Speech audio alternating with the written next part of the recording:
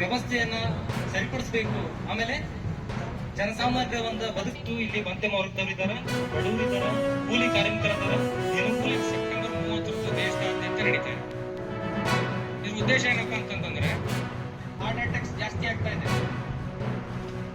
ಈಗಾಗಲೇ ಅದಕ್ಕೆ ಸಮೀಕ್ಷೆನೂ ಮಾಡ್ತಿದ್ದಾರೆ, ಯಾಕೆ ಹಾರ್ಟ್ ಅಟ್ಯಾಕ್ ಜಾಸ್ತಿ ಆಗ್ತಾ ಇದೆ.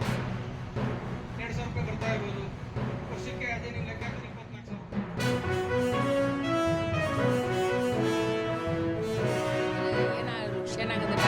ಖುಷಿ ಆಗುತ್ತೆ, ಬರ್ತೈತಿ. ನಾಳೆ ಯಾವ ಚಲೋ ಇರಲಿ ಕೆಟ್ಟಿರಲಿ, ಮಗನ ದುಡ್ಡು ಬಂದಿದ್ದು ಯಾರು ಲುಕ್ಷೇನ ಆಗೋದಲ್ಲ, ತುಂಬ್ರಿ ಅಂತ ಹೇಳೀನಿ ನಾನು. ಎಷ್ಟೋ ಜನಕ್ಕೆ ಹೇಳೀನಿ ರೀ, ಭಾಳ ಜನಕ್ಕೆ ಹೇಳ್ತೀನಿ ರೀ ನಾನು.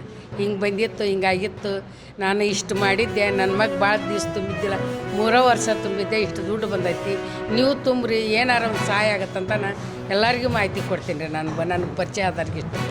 ಹೆಸರು ಶೈಲಾ ಫಾನಿ ಅಂತ ಹೇಳಿ ಸರ್. ಭಾಗ್ಯಲಕ್ಷ್ಮಿ ಸ್ವಸಹಾಯ ಸಂಘ ನಮ್ಮ ಸಂಘದೊಳಗೆ 10 ಜನ ಇದ್ದೀವಿ ಸರ್. ಇವೆಲ್ಲ ಸ್ಕೀಮನ್ನು ನಾನು 10 ಜನಕ್ಕೂ ಮಾಡಿಸಿದ್ದೀನಿ ಸರ್. PMEGP PMGGP ಅದನ್ನು ಮಾಡಿಸಿದ್ದೀನಿ ಸರ್. ಅಂದರೆ 20 ರೂಪಾಯಿದು ಮತ್ತು 436 ರೂಪಾಯಿದು ಮಾಡಿಸಿದ್ದೀನಿ ಸರ್. ಎಲ್ಲರೂ ಕಟ್ತಾರೆ, ತೊಗೊತಾರೆ. ಎಲ್ಲ ಅಂದರೆ ಕೂಲಿ ಮಾಡಿ ಹೊಲದಲ್ಲಿ ಎಲ್ಲ ದುಡೋದು, ಆಮೇಲೆ ಬಿಸ್ನೆಸ್ ಮಾಡ್ಕೊಂಡಿರೋರಿಗೆ ಎಲ್ಲರಿಗೆ ಅನುಕೂಲ ಆಗಿದೆ ಸರ್.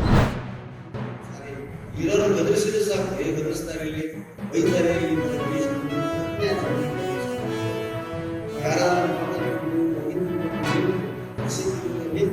ಕೆಲಸ ಮಾಡಿ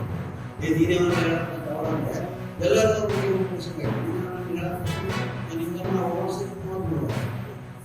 ಅದನ್ನ ಏನಾದ್ರು ಅಪಮಾನ ಎಲ್ಲರೂ ಹೋಗಿ ಆ ಏರಿಯಾ ಬದಲಿಸೋರು